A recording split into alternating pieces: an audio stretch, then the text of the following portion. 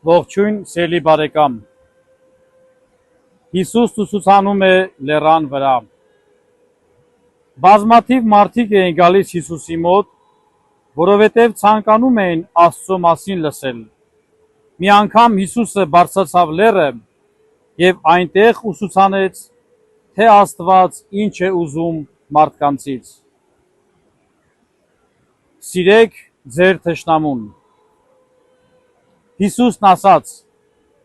լսել եք, թե պատվիրանն ինչպես է ձեզ տրվել. սիրիր մերձավորիդ,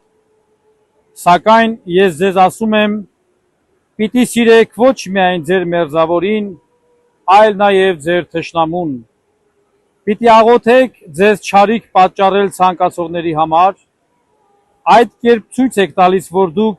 զավակներն եք Աստծո ձեր երկնային հոր։ Քանզի նա է ծագեցնում արևը բարի եւ չար մարդկանց համար, անձրև է ուղարկում արդարների եւ անարդարների համար,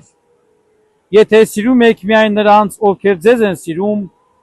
ինչ հատուցում եք սպասում Աստծուց, կամ եթե ողջունում եք միայն ձեր ընկերներին, ուրիշներից ինչով եք առավել, արդյոք Աստծուն չճանաչող մարդիկ նույն բանը չեն անում։